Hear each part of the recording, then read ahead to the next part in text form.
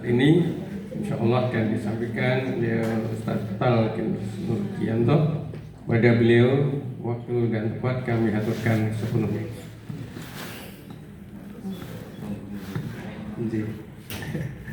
Biar ada yang dilihat Bapak Ibu, biar tidak ngantuk.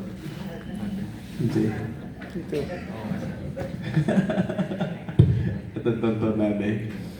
Bismillahirrahmanirrahim. Assalamualaikum warahmatullahi wabarakatuh. Innal hamdalillah nahmaduhu wa nasta'inu wa nastaghfiruh wa na'udzu billahi min syururi anfusina wa min sayyiati a'malina.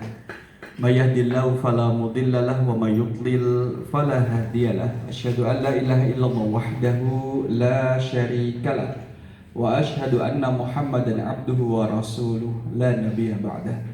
Allahumma salli wa sallim ala nabiyyina wa rasulina Muhammad sallallahu alaihi wasallam wa ala alihi wa ashabihi wa man tabi'ahu bi ihsani ila yaumiddin, amma ba'du.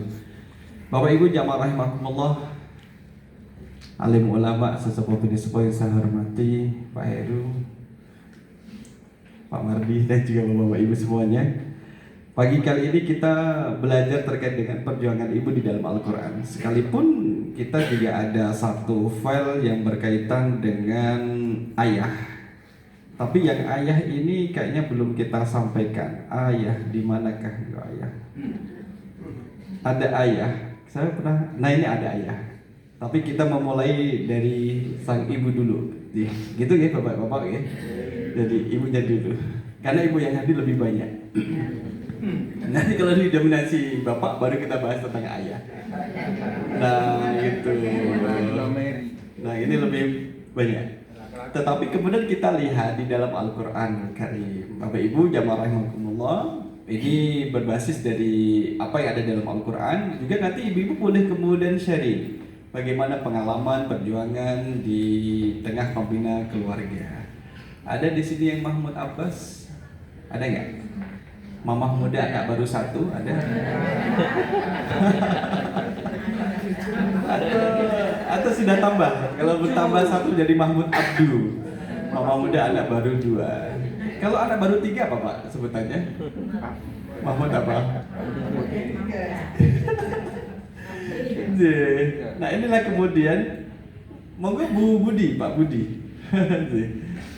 Kita akan lihat di sini kemudian, ya ada tantangannya, tahu Bapak Ibu, tantangan ibu masa kini. Kalau kita lihat dalam satu media sosial itu, mohon maaf, ya, pasangan suami istri yang sah, tapi kemudian istrinya nangis, Bu Budi ngapunten, tengah-tengah kesehatan, kesehatan sekawan, Jadi dalam perkembangan ibu masa kini, jamaah rahimakumullah, seorang istri itu ternyata nangis. Loh, pengantin baru nangis Pak ya. Bukan kesakitan, bukan. Tapi nangisnya adalah dia melakukan sesuatu yang tidak biasa dilakukan sebelum menikah. Kalau biasanya, kalau sebelum menikah bangun jam 11 pagi. Pagi kemudian sudah makanan sudah tersedia, ibunya gitu. Udah disediakan oleh ibunya. Kemudian juga selain makanan sudah tersedia, bajunya yang kotor itu sudah dicuci sama ibunya. Iya. Dan itu kemudian menjadi berubah. Berbeda ketika dia sudah menjadi seorang istri, harus bangun pagi-pagi, masakin untuk suaminya, mencuci baju suaminya, kemudian merapikan tempat tidurnya dan rumahnya. Dan itu tidak terbiasa dilakukan sebelum menikah. Itu masalah tantangan. Nah, anak mama gitu. Anak mama berarti kemudian tantangan sekarang ini adalah Bapak Ibu yang memiliki anak gadis, yang punya putri-putri gadis, itu sudah harus dibiasakan. Sudah ada pengkondisian. Suatu saat dia akan tinggal dengan mertuanya. Kadang kita selaku orang tua mau mengkondisikan anak saya tuh settle, mampu untuk melaksanakan tugas sebagai seorang istri meskipun tinggal di rumah mertuanya. Jadi harus persiapan, harus dipersiapkan. Karena tuntutannya itu kemudian ada soft skill dan juga lain sebagainya. Minimal apa sih Bapak Ibu yang perlu disiapkan oleh seorang calon pengantin muda? Apa yang perlu dipersiapkan kira-kira? Manajemen waktunya, nek masak mesti mbok bayi saisah niku penting napa mboten? penting tuh. Itu termasuk juga soft skill juga.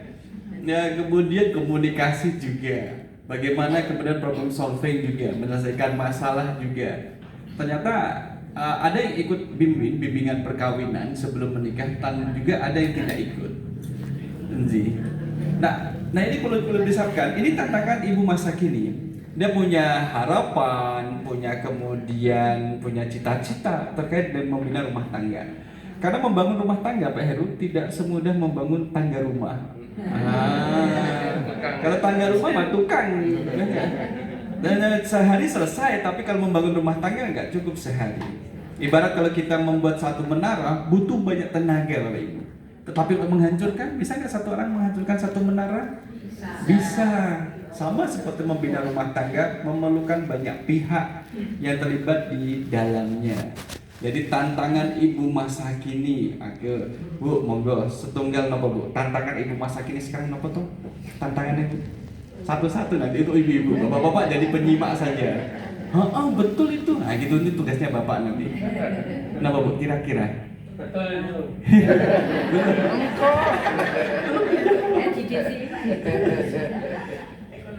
Ekonomi, nama malih Bu? Lingkungan sosial, nama malih? Agama, karena dia biasa kurang begitu dekat dengan kajian, pengajian. Jadi kemudian membina rumah tangga, ilmu agamanya menjadi kurang. Nama malih? Teknologi. Kalau medsos malah ya medsos untuk anaknya gitu, untuk anak-anaknya. Malah kemudian ada ibunya itu Gen Z, anaknya adalah Gen Alpha. Jadi mengeluh, ya Allah, anak saya itu Gen Alpha, susah ngaturnya. Dalam hati saya, kamu juga susah diatur. Makanya aku dan nurun gitu, menjadi nurun. Nah itu ternyata ada. Nah itu tantangannya. Kalau Gen Z dengan Alpha masih satu level lah, maksudnya. Tapi kemudian kalau zaman kolonial dengan zaman milenial kan jadi jauh. Ibu dengan cucunya kan jadi jauh. Sampai ada seorang ibu, gimana sih nyalain HP? Ya. Tiup aja, betul ditiup. Saking tidak tahunya. Ternyata seperti itu tantangan juga. Termasuk nanti kemudian ketika sudah berproses hamil, kemudian melahirkan dengan anaknya diapain? Nggak tahu apa yang dilakukan oleh anaknya. Jadi ada tantangan tersendiri pada ibu masa kini. Harapan ibu, idealnya seperti apa tuh harapan ibu itu? Ibu, harapan ibu terhadap anaknya, anak soleh solehah, kenapa malih? Terampil, beribadah, nurut sama orang tua. Kalau harapannya seorang ibu, baiknya anak pertama itu laki atau perempuan? Perempuan, karena untuk bantu rumah tangga. Bapak-bapak maunya laki perempuan, Pak? Laki-laki. Sehingga saudara kami masih berjuang, punya anak pertama perempuan, kedua perempuan, ketiga perempuan. Sekarang masih berjuang untuk mendapatkan yang laki-laki. Sudah 4. Tunggu waktunya. Pak Joko di depan sini, Pak Joko. Masih ada. Ibu di depan masih ada banyak yang kosong. Monggo. Itu nama Nji. Oh, niku. Kita penuhi. Ini harapan. Jadi setiap ibu itu memiliki harapan. Dan memang harus punya harapan. Jangan sampai kemudian kita tidak memiliki harapan terhadap anak-anak. Akan tetapi, pernah tidak ibu-ibu itu menyampaikan harapannya kepada anak-anak? Nah, kenapa betul, Bu? Gitu? Yang sekarang kita balik, pernah tidak kemudian anak-anak kita pernah tanya kepada kita, Bu, janjane aku iki koyo apa sih? Kalau di media sosial yang ada orang mana itu, piye leh aku iki leh gitu.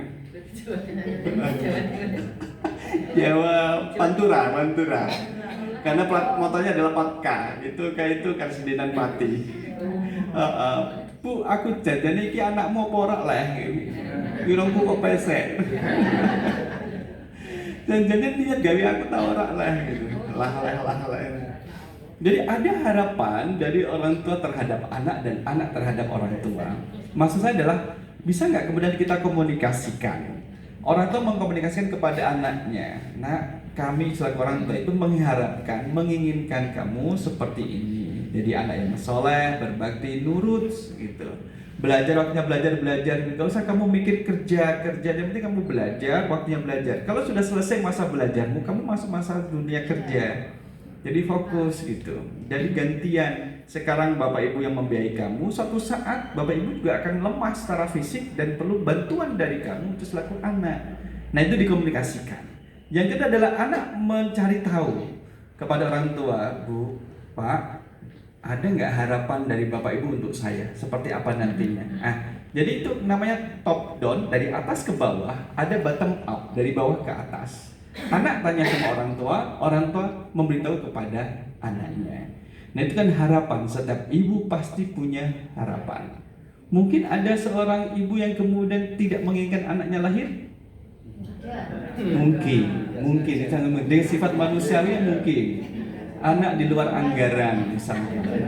Anak di luar anggaran, tidak dianggarkan jadi anak. Kenapa kamu jadi anak? Ini kan karena dia nggak tanggung jawab, karena lelaki yang tidak tanggung jawab, kemudian disebut anak di luar anggaran. Jadi tidak ada istilah anak gelap, anak haram, nggak ada. Anak tetap menjadi fitrah sebagai seorang anak. Nah, jemaah rahimakumullah, kemudian kita lanjut nih. Seorang ibu tidak sendirian. Sesibuk-sibuknya seorang ibu, dia tidak sendirian. Biasa yang lebih cepat tidur itu bapaknya apa ibunya?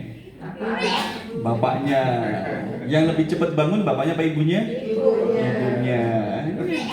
Bapak-bapak kita di sini memang minoritas, jika kita kalau ingin keluar dari ruangan dengan selamat ya. Ampun protes. Tapi seorang ibu tidak sendirian, ada Allah. Sehingga kemudian ini menguatkan bahwa di saat dalam kondisi yang down, di bawah, capek banget, lihat kanan kiri sudah nggak ada orang, suaminya sudah pergi ke tempat kerja, anaknya sudah di sekolah, kerjaan di rumah juga numpuk, mau jemur juga ternyata hujan, pakaian kotor masih banyak, yang dijemur juga belum kering, yang kotor masih bertambah, belum nanti kemudian bersih-bersih rumah dan sebagainya. Ternyata suaminya datang dari tempat kerja. Loh Bu, kok malah main HP sih? Seharian ini Bu ngapain? Kok nggak ngapain? Gimana perasaan? Astaga kan gitu. Kadang ada yang mengatakan rumang sambung. Ini dari sejak suaminya pergi sudah beraktivitas, maksudnya ngambil waktu untuk rehat. Ada sebentar. Nah saat rehat itu suaminya datang. Yang dilihat adalah megang HP, tapi pada dasarnya adalah baru rehat. Nah bagaimana kemudian seorang suami memahami kondisi istrinya yang seperti itu? Apa yang bisa dibantu? Dibantu. Nah kalau saya adalah tugas saya ganti lampu, kan istri saya nggak bisa. Jadi nggak ada ya meja, kemudian di atas meja ada kursi, baru kemudian kita ganti. Itu yang kemudian bisa kita laksanakan. Maka seorang ibu tidak sendirian, ada Allah di sini yang akan selalu menjadi kekuatan untuk menyelesaikan tugasnya. Maka sebelum pernikahan itu kan ditanya, sudah siap belum kalau mau nikah? Siap begitu. Sudah siap jadi seorang siap gitu. Apa yang dibayangkan? Malam pertama. Oh jangan. Masih ada malam 1003, 2013, malam ke 4000 itu kayaknya jadi apa nantinya. Nah ini yang kemudian harus dipikirkan dan harus dipersiapkan. Nah di sini ada 4 kisah. Nah kalau kita masuk dalam pembahasannya ada 4 kisah Bapak Ibu. Kita akan belajar terkait dengan Ibu Hana, kemudian ada Bunda Maryam, kemudian ada Nabi Musa, ibu dari Nabi Musa, dan juga ada Sayyidah Hajar. 4 sosok profil ini yang kemudian kita angkat. Apakah ada yang lain? Ada, tapi memang tidak semuanya kita angkat.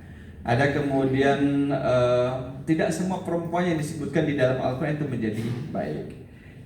Istrinya Abu Lahab, sinten Pak Edu? Sinten? Ummu Jamil. Ummu Jamil. Pura-pura lupa nama istri orang lain. Namanya istri saya. Ummu Jamil itu namanya adalah Urwah binti Harb bin Umayyah. Urwah binti Harb bin Umayyah itu disebutkan dengan wa mar'atuhu hammalatal hatab. Nggih, monggo Pak Imron, di depan masih ada. Pokoknya si terlambat atau namanya tak sebut namanya.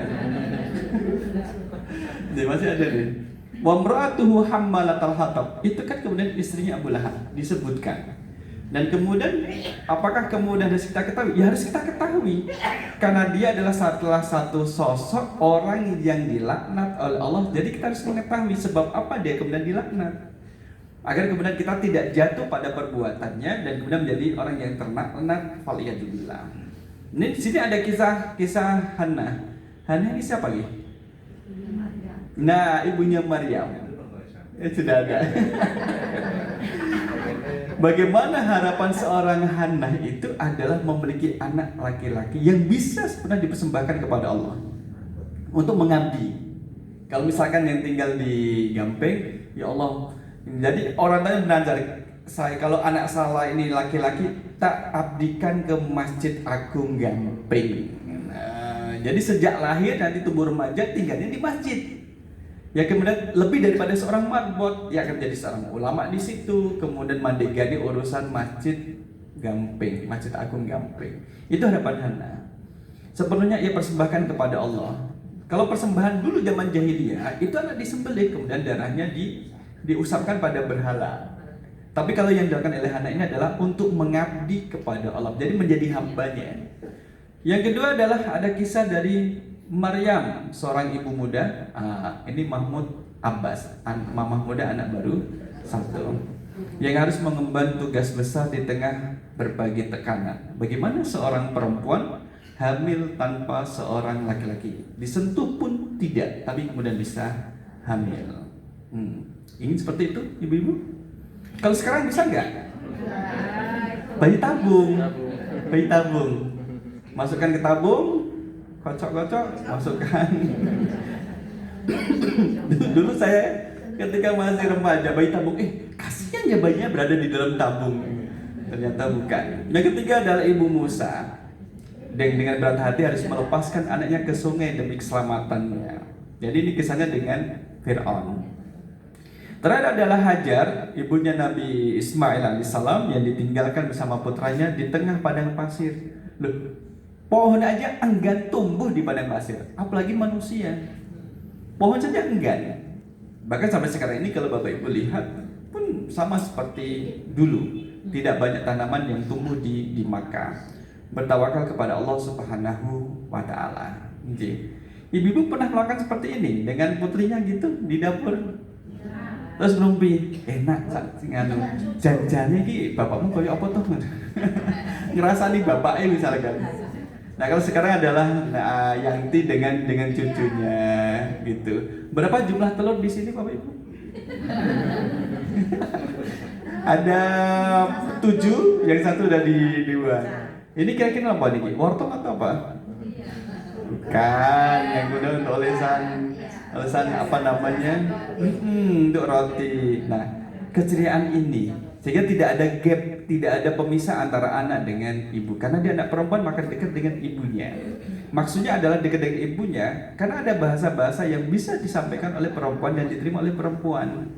Kalau misalkan dengan bapaknya ya ada keterbatasan istilah. Sebagaimana ibu dengan anak laki-lakinya ada keterbatasan istilah dalam berkomunikasi. Tapi kalau sama-sama akan menjadi lebih mudah. Kita lihat, pernah baca bareng Bapak Ibu? Baca bareng. Buku apa yang sering disukai oleh ibu-ibu?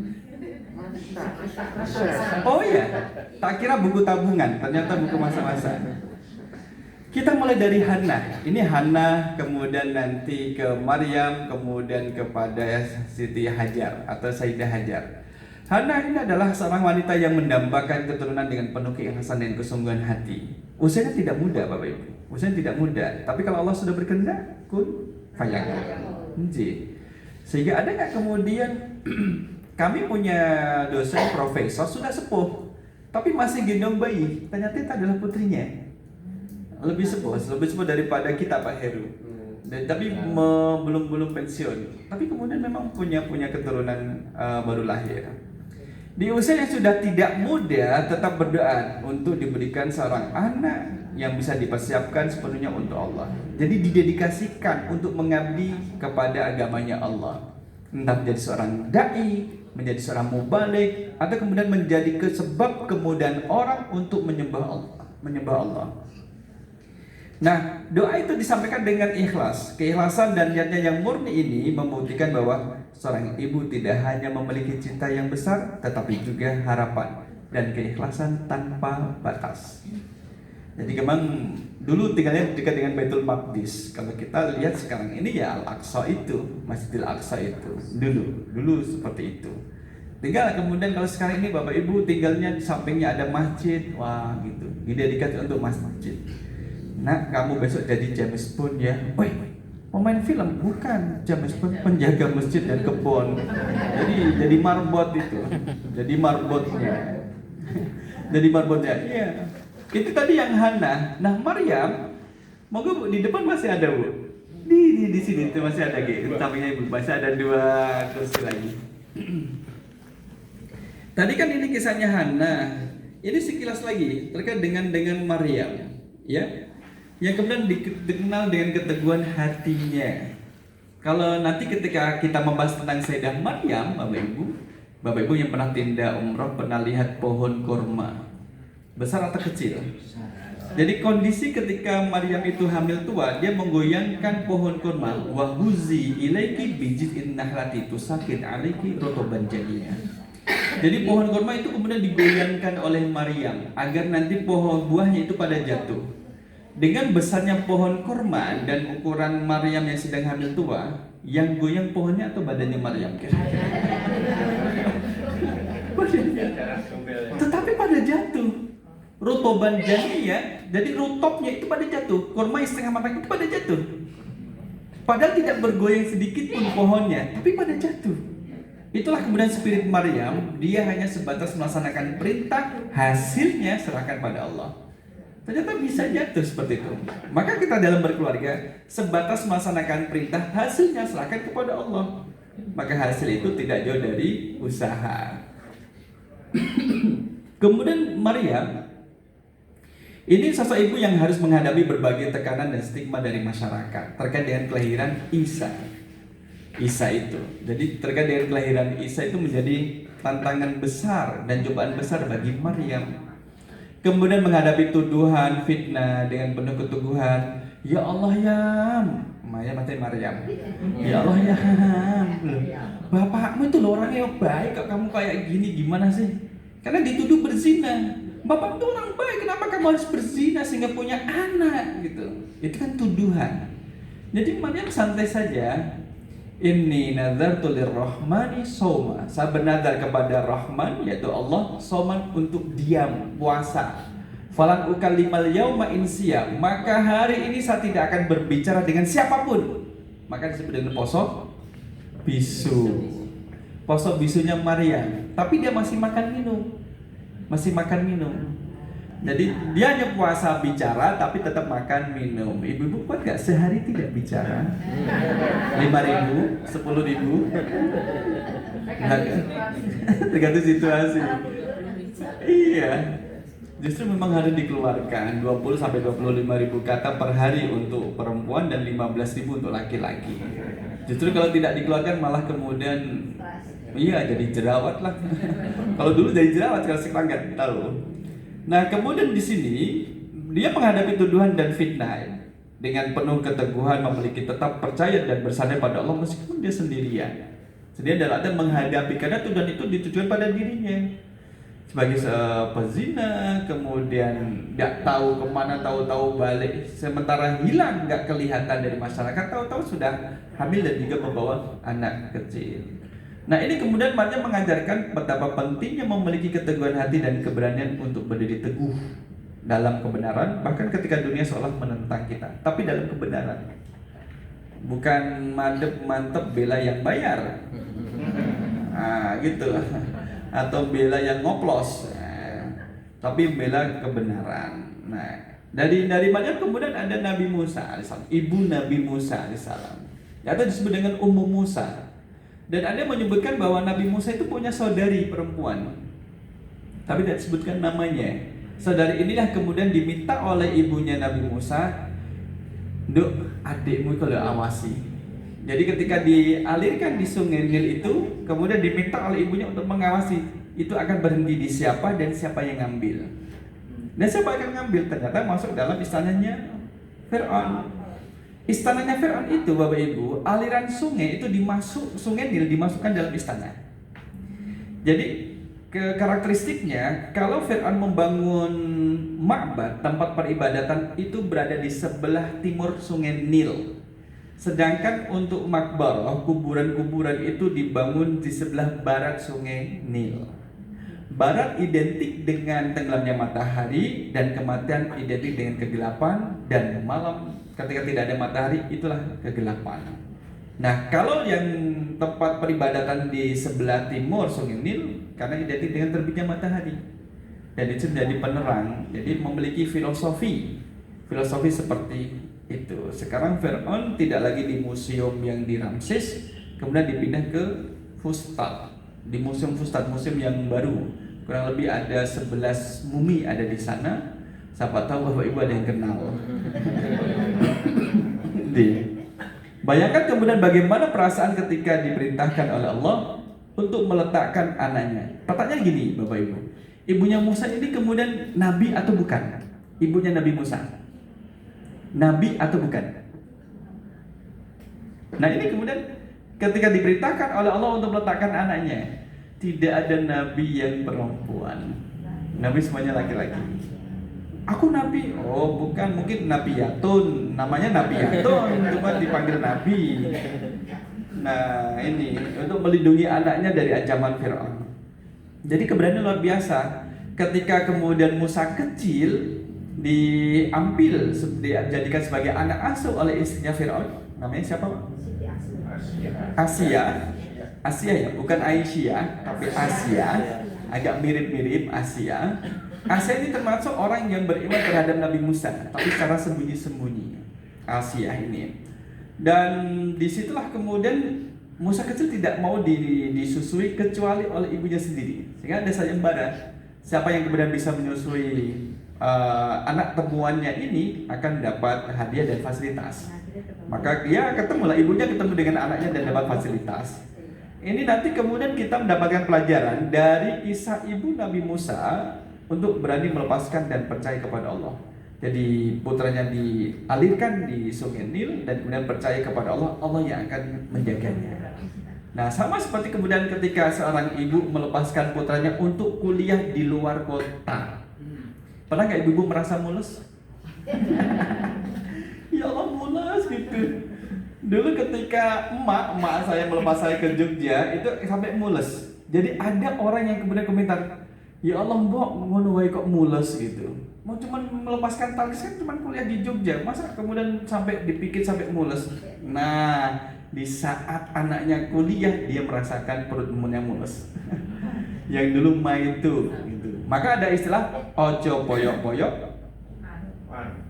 Ojo poyok-poyok mundak ke templok. Nah. Ojo poyok-poyok mundak ke templok. Aja poyok-poyok muda ke templok. Poyok-poyok ini berapa gitu poyok-poyok? Aja ngono-ngono ben gak ketularan. J.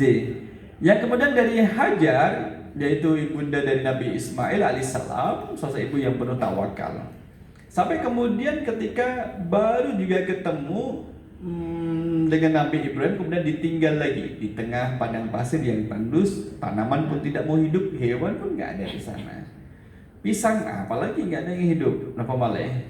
Kalau kita di tanah air kan lempar tongkat jadi tanaman,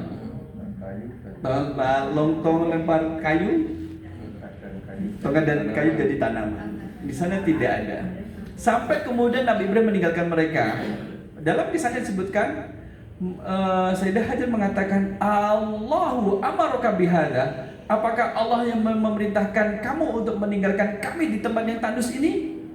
Maka kemudian mengatakan, iya, Allah yang memerintahkan saya untuk berdakwah ke Palestina kala itu. Idhab, pergilah. Fala yudayyi'anallahu. Itu kata-katanya. Falan, maka tidak akan pernah yudayyi'anallahu, Allah menyanyiakan kami. tidak akan pernah Allah menyanyiakan kami yang kamu tinggal di daerah yang tandus ini lantaran kami mengizinkan kamu berdakwah atas perintahnya. Oh gitu. Jadi bapak-bapak kalau lagi keluar rumah ditanya ibunya mau kemana? Diperintahkan oleh Allah untuk keluar. Apakah Allah memerintahkan? Iya. Ya pergilah dan jangan kembali lagi. Gitu. Tak kunci pintunya dari dalam. Oh, ternyata bapaknya punya kunci jendela. Jendela. Nah, inilah kemudian dari Sayyidah Hajar. Jamaah rahimakumullah, maka teguh dan yakin bahwa Allah akan selalu melindungi mereka. Ya, kesabarannya, keyakinannya, keteguhan cerminan dari kekuatan seorang ibu yang mampu menahan segala kesulitan. Banyak kesulitan yang dihadapi seorang istri, seorang ibu yang kemudian tidak selalu diceritakan kepada suami atau bapaknya. Akan dia endam sendiri, dibawa sendiri sehingga perlu dikorek-korek. Bu, nopo jenengan kok sakit pernafasan atau gimana? Janji nopo tuh bu? Sesek nih nafas. Oh, paling minta kalung. Ujung-ujungnya minta kalung. Nah, pada waktu kurang lebih 15-20 menit ini kita akan belajar dari Ibu Hana. Yang perempuan yang pertama yang kita ambil dari Al-Qur'anul Karim. Ya. Ini di dalam surah Ali Imran 35-36. Artinya ya. A'udzu billahi minasyaitonir rajim. Idz qalat imra'atu Imrana rabbi inni nadzartu laka ma fi batni muharrara fataqabbal minni innaka antas samiul alim. Nah, Bapak Ibu, dari awal id sampai al-alim ada berapa kata tuh? Ada yang punya ide?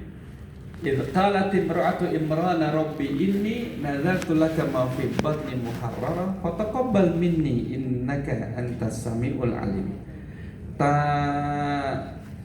Biar agak gitu. Kemudian ini dicembreng biar tambah gede saat itu. Kemudian dikembalikan. Nah, jembreng itu apa ya? Dilebarkan. Idz qalat imra'atu Imrana. Ingatlah ketika istri Imran berkata, Rabbi inni. Nah, istri Imran inilah kemudian disebut dengan Hana. Ya. Ketika istri Imran berkata, Rabbi, ya Tuhanku, ini sesungguhnya aku nazartu telah bernazar laka kepadamu, ma fi batni, apa yang ada di dalam perutku ini muharrara. Jadi menjadi muharrar, orang yang diabdikan menjadi hambanya Allah yang saleh. Fataqabbal minni, maka terimalah nazarku ini. Jadi muharrar itu adalah hamba yang soleh dan berkhidmat di Baitul Maqdis. Jadi dia sendiri soleh hubungannya dia dengan Allah baik dan dengan masyarakat juga baik. Dan kemudian tinggalnya di Baitul Maqdis, ya. Nah, kemudian fataqabbal minni, maka terimalah nazarku ini. Innaka antas samiul alim, sesungguhnya engkau yang maha mendengar lagi maha mengetahui. Jadi sejak berada dalam kandungan itu sudah didoakan oleh ibunya. Misalkan kalau seorang ibu, kayak hasil USG sih kamu laki-laki. Engkau nek dadi wong lanang, cepet akhiran kaya bapakmu ya. Ngerti? Gitu. Jadi dari kecil kemudian sudah didoakan. Itu ada sentuhannya kan ibu-ibu. Kalau misalkan sentuhan ibunya lembut, itu pun bisa dirasakan oleh sang bayi, sang janin. Tapi kalau kasar juga bisa dirasakan. Bagaimana psikologi seorang istri yang hamil juga bisa dirasakan dan terhubung kepada sang janin gitu. Ibunya sedang sering bahagia, sering shopping. Nanti anaknya ketika lahir juga ikut shopping. Ketika di dalam kandungan dengan kata-kata Shopee ya, itu nanti keluarnya dari Shopee. Kemudian dikasih nama Sofiatun. Nah, itu kemudian ada nazarnya. Kita lihat doa dan nazar yang tulus. Nah, nazarnya Hana ini bukan sekedar nazar, Bapak Ibu. Bukan sekedar nanti kalau anak laki-laki tak kasih pakaian ABC, kalau anak perempuan tak belikan pakaian ABC, enggak juga. Nanti tempat tinggalnya buat seperti ini, tidak juga. Tapi nazarnya adalah ingin anaknya menjadi muharrara, hamba yang sepenuhnya bebas dari urusan dunia. Muharrar, bebas terlepas dari urusan dunia. Dan sepenuhnya mengabdikan diri untuk Allah. Jadi memang pengabdiannya kepada Allah Subhanahu wa taala. Nah, tapi saat dia bernazar, suaminya mengingatkan, hati-hati loh Bu, itu kalau anak laki-laki alhamdulillah dan bisa jadikan muharrarah, abdi kemudian di Baitul Maqdis. Bagaimana kalau anaknya perempuan? Dulu kan tidak ada USG. Kalau misalkan seorang ibu hamil, misalkan tidak ada USG, kemudian kalau pagi itu ke sawah, ngapa ibu harus nyangkul? Kira-kira bayi laki-laki atau perempuan? Lah kalau misalkan ibunya sedang hamil suka berdandan, kira-kira bayi laki-laki atau perempuan? Dulu kadang niteni dengan cara seperti itu, ilmu titennya. Tapi sekarang kan sudah ada USG. Wah ini susah, Pak, anaknya belum ketahuan lagi perempuan. Kenapa Dok? Lalu disembunyikan ya kelaminnya gitu. Oh dia berarti sudah punya rasa malu gitu. Dia ada malu. Coba dikasih permen dari luar, ternyata kemudian terbuka. Oh iya, dia adalah laki-laki dan sebagainya. Kalau USG sudah demikian. Nah saat bernazar suaminya pun juga mengingatkan tentang kemungkinan anak yang lahir itu bisa saja perempuan loh Bu. Tapi kemudian karena sudah bernazar dan sudah berazam akan dikhidmahkan untuk Allah, menjadi mengabdi pada Allah, apapun yang terlahir itulah tetap kembali milik Allah gitu. Jadi kemudian tidak dituntut kamu harus kerja, nanti kemudian dapat penghasilan, nanti ibu dapat jatah ya, bapakmu kasih jatah ya gitu. Punya anak 9, masing-masing anak memberi jatah orang tuanya 1 juta. Sebulan dapat berapa Pak Heru? Remen apa betul? Cuma 1 bulan dapat 9 juta dari anak-anaknya.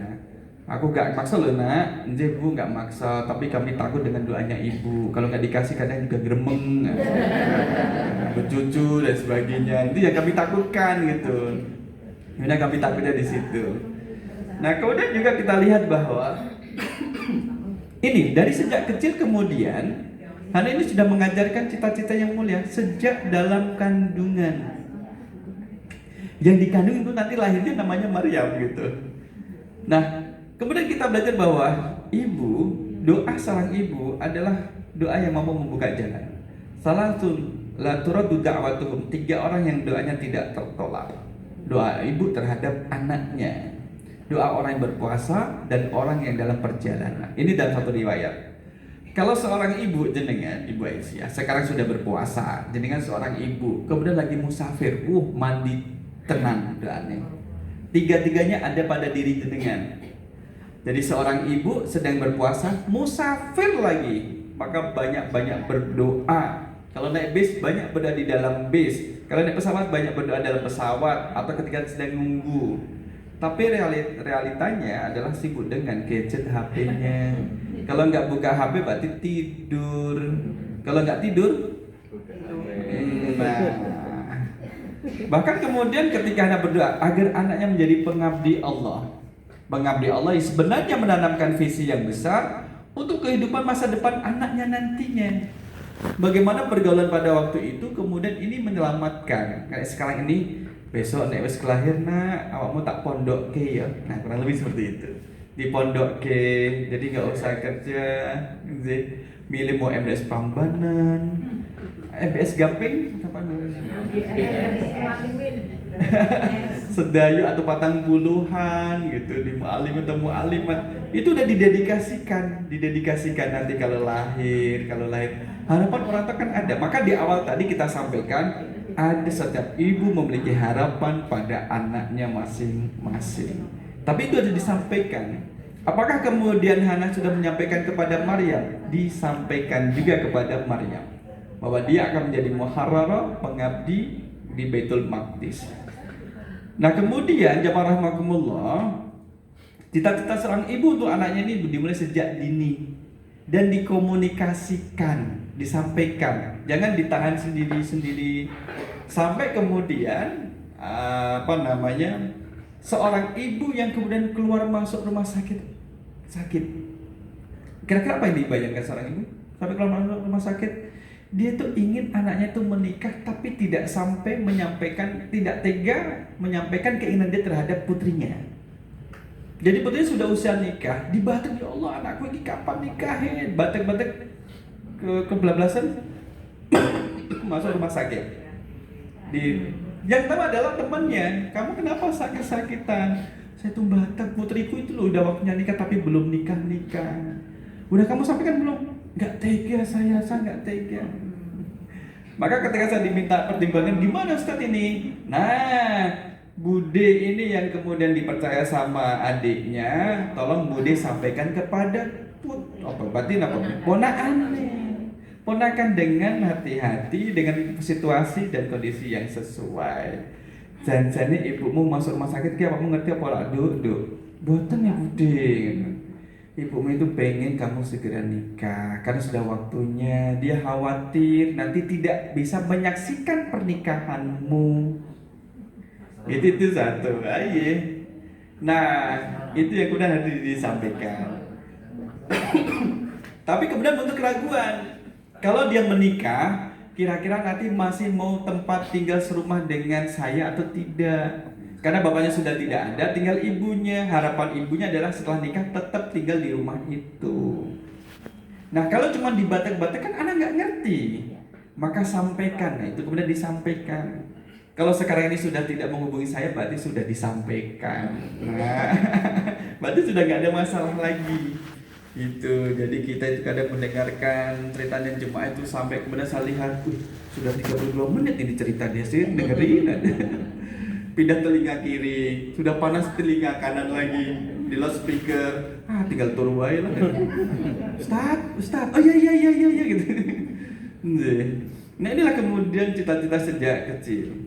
Maka di sini yang kemudian terlahir adalah perempuan. Falamma wada'atha qalat rabbi inni wada'tuha unsa.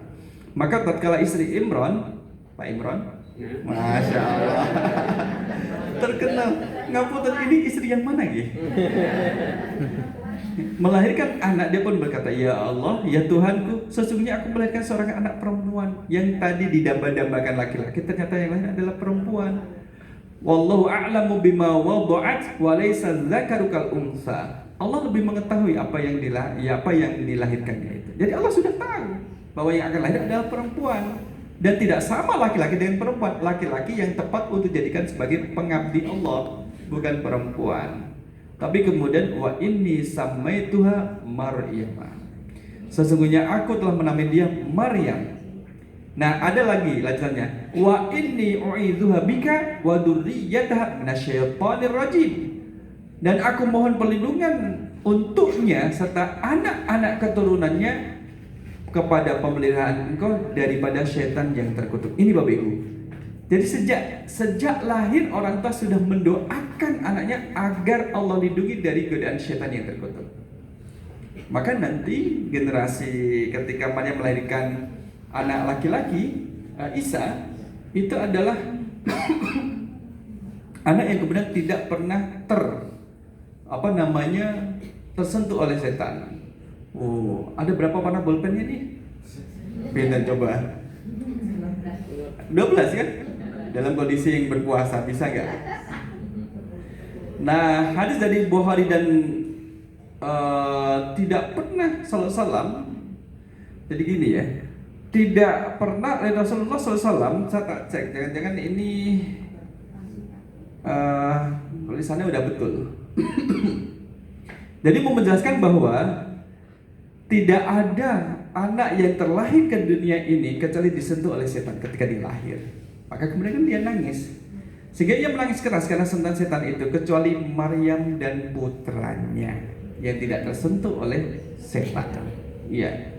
Ini menunjukkan bahwa doa Hana dikabulkan dan Maryam pun lahir dengan perlindungan khusus dari Allah. Jadi memang tidak tersentuh. Bahkan Nabi Muhammad juga tersentuh gitu.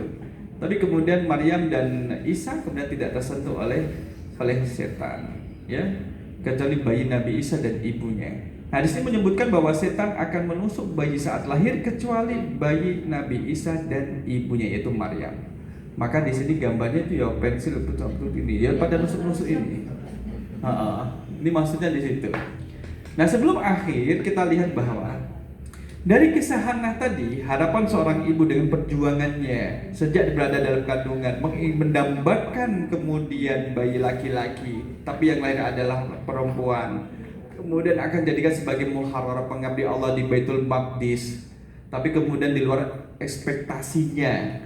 di luar dari harapannya. Tapi kemudian komitmen masih dijaga, doa dan nazarnya masih dijaga.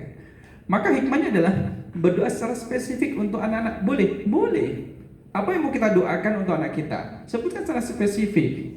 Doakan cita-cita mulia bagi mereka. Tambahnya adalah jangan pilih kasih ketika mendoakan anak-anak. Tapi kemudian kalau kita selaku anak, kalau kita mendapati orang tua kita doanya pilih kasih, tolong orang tua diingatkan, Bu, Pak, ampun pilih kasih. Putranya jenengan itu songo. Yang didoakan kok cuma 3, yang 6 dikemanain. Gitu. Yang 3 ini adalah anak pertama, anak ketiga, dan anak ke-8 yang dipilih. Jadi diingetin, oh iya, diperbaiki. Semuanya didoakan, 9 anaknya. Habis itu kemudian doa lagi ibunya, balik kepada 3 orang tadi. Yang sisanya tidak. Yang kedua adalah latih hati untuk ikhlas menerima takdir anak. Ya kan? Pasrah bukan berarti menyerah. Dari kita sudah berusaha maksimal, kemudian Allah lah yang kemudian menentukan. Yang ketiga, jadikanlah doa sebagai sumber ketenangan. Berbicaralah kepada Allah untuk menguatkan hati. Nah, orang tua lebih banyak dan lebih sering berdoa kepada Allah untuk anaknya dibanding sebaliknya. Laras? Gitu. Tapi kan orang tua kemudian tidak protes. Nah, kamu kok gak pernah doain ibu sih? Kamu gak pernah doain bapak? Gak pernah protes. Tapi memang itu adalah tugas orang tua. Yang keempat adalah jaga komunikasi dengan anak dan dukung mereka dengan doa. Jadi perlu dukungan. Anak kita perlu dukungan dari orang tua. Buat jurnal doa. Apa maksudnya jurnal doa? Misalkan mendoakan untuk anaknya A, B, C, D, E. Oh, ini sudah dikabulkan Allah. Dia sudah lulus. Ini dapat beasiswa. Ini dapat ini. Itu kemudian jurnalnya mengingatkan doa dan juga harapan. Ini kita lihat secara spesifik misalkan. Doa spesifik misalkan, ya Allah jadikanlah anakku pribadi yang lembut hati. Kan lebih spesifik. Karena lihat perilakunya anak kok kayak gini sih anak saya. Didoakan secara spesifik, lembut hatinya, sabar gitu. Biar tidak gerusa-gerusu gitu. Dan mudah berterima kasih. Kalau dikasih sesuatu tuh nggak mau berterima kasih, dibantu nggak mau terima kasih, didoakan mudahkan dia untuk berterima kasih ya Allah. Nah, itu boleh secara spesifik itu. Nah, bimbing dia untuk selalu menjaga integrasinya, kejujurannya, itu Bapak Ibu. Berdoa untuk ketenangan dan keberanian mereka, didoakan supaya anaknya itu berani dalam hal-hal yang baik. Gitu. Kalau misalkan ada anak kecil, suruh kemudian ke depan misalkan ngantar minuman, kadang tidak semuanya berani Bapak Ibu. Ada yang malu-malu, malu nanti dilihat banyak orang loh. Padahal dia itu tidak melakukan kesalahan, tapi malu, maka harus dilatih. Nah, kita sudah makan, tolong dibayarkan ke kasir ya, dilatih juga, dikasih kepercayaan juga. Tetapkan momen khusus untuk berdoa, waktu khusus, dan Bapak Ibu sudah punya waktu itu, tinggal menjaganya. Nah, dalam doa ini kemudian kan, saya tuh udah berdoa Ustaz, tapi kok belum diijabahkan oleh Allah. Sabar, berarti Allah meminta kita untuk diulang-ulang. Wa antum muqinuna bil ijabah. Kita harus yakin Allah akan mengijabahi, tunggu waktu yang sesuai dengan prediksi dan juga kehendak Allah Subhanahu wa taala. Wah, itu saya doakan anak saya itu berat cantik, kok nggak cantik-cantik. Salah nih dengan iki. Lanang kok didoakan cantik iki piye? Anak lanang didoakan cantik.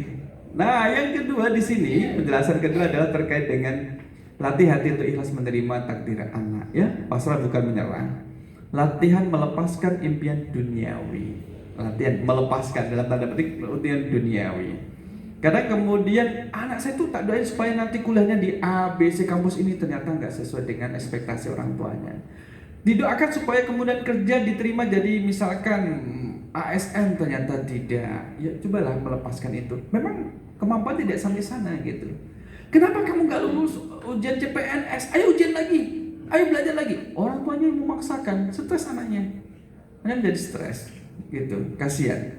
Maka latihan melepas impian duniawi. Jadi bisanya di mana? Wah, saya nggak mau jadi ASN. Kenapa? Terikat dengan jadwal ini, nanti tidak bisa menjenguk ibu kalau ibu sedang sakit, tidak bisa menjenguk bapak kalau bapak sedang sakit, harus izin sana kemari. Oh iya ya, betul juga. Iya. Maunya jadi apa kalau nggak mau jadi ASN? Kamu jadi PNS aja. Berdoa. Nih, mengalihkan fokus dari hasil ke proses. Tidak kemudian fokus pada hasilnya, tapi lebih pada prosesnya.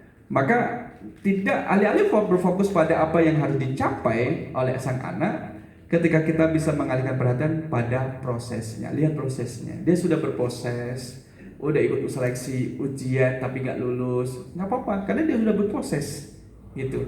Jangan sampai kemudian yang dilakukan oleh anak ternyata bukan keinginannya, melainkan keinginan orang tua, sehingga dilakukan oleh anak adalah pelanggaran dan juga pelanggaran. Kenapa kamu melanggar? Biar orang tua saya tahu bahwa saya nggak suka dengan pilihannya gitu. Ayo masuk asrama, orang tuanya masuk asrama. Di asrama pelanggaran kemudian dia dikeluarkan. Kenapa kamu melanggar? Saya nggak suka tinggal di asrama. Lah kenapa dulu daftar? Orang tua yang memaksa. Nah, jadi komunikasinya nggak lancar. Jadikan doa sebagai sumber ketenangan. Ini latihan doa sebagai waktu khusus dengan Allah. Waktu-waktu khusus, pulang dari kajian, di tengah jalan. Maksudnya ketika sedang menjadi penumpang ya, bukan kemudian nyetir atau pakai sepeda motor kemudian berdoa, berhenti di tengah jalan. Doa untuk diri sendiri sebagai ibu-ibu dan juga bapak-bapak, khususnya dari ibu juga perlu berdoa untuk diri sendiri, untuk keteguhan. Ya Allah, berilah kekuatan untuk menghadapi bapaknya anak-anak. Gitu. Ya, latihan zikir sederhana, misalkan hasbunallah wa ni'mal wakil, ni'mal maula wa ni'man nasir, la haula wala quwata illa billah. Itu mas ngelus-ngelus dodos, kenapa bayane? Ngerem-ngerem awake dhewe. Ngeyem-yem awake dhewe. Gitu. Nggih. Memang tak habiskan waktunya biar tidak ada pertanyaan.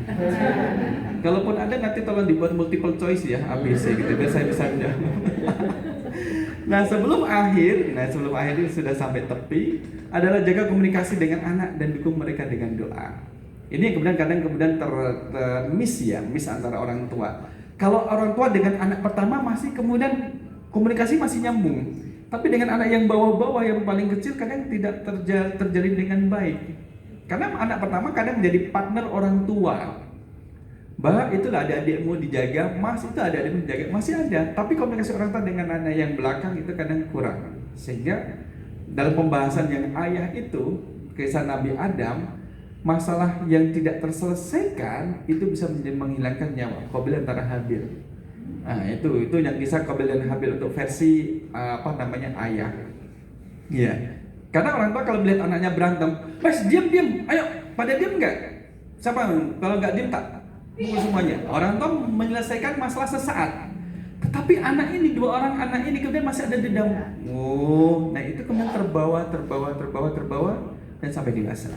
Jadi ini yang menjadi perhatian bagi kita bersama. Dan yang terakhir adalah buat jurnal doa. Catat doa-doa khusus setiap bulannya. Kalau legowo, kalau lagi nganggur, ya kan dibuatlah kolom khusus untuk menuliskan hal-hal yang diinginkan bagi setiap anak. Jadi menuliskan kita bisa melacak perkembangan mereka, menyaksikan bagaimana doa kita diijabi oleh Allah. Anak saya itu hafal surah An-Naba, dicek. Udah berapa ayat nak? Baru 10 mah gitu. Mari berikutnya dicek. Sudah selesai mas, sekarang sudah ganti surah lagi. Alhamdulillah diijabai oleh Allah. Jadi itu terlaksana. Lanjut target berikutnya. Rasa syukur untuk setiap pencapaian kecil, ada semacam reward, ada kemudian apresiasi bagi anaknya. Jadikan jurnal ini sebagai pengikat akan kekuatan doa. Nah inilah kemudian hal-hal yang sudah diajarkan oleh Hana kepada kita bahwa terkadang realita tidak sesuai dengan ekspektasi. Apa yang diinginkan orang tua tidak sesuai dengan apa yang ada di lapangan. Tapi komitmen berbuat baik tetap jalan terus gitu.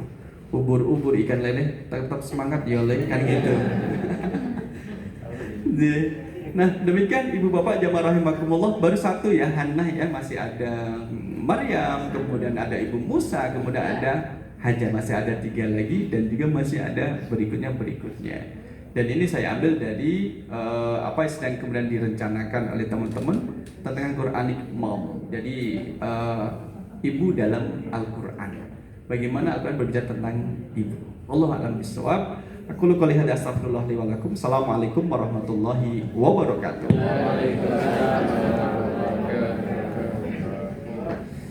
Bapak Ibu, demikian yang disampaikan Ustaz Alkes Nurdianto. Jadikan penyemangat bagi kita, bapak-bapak,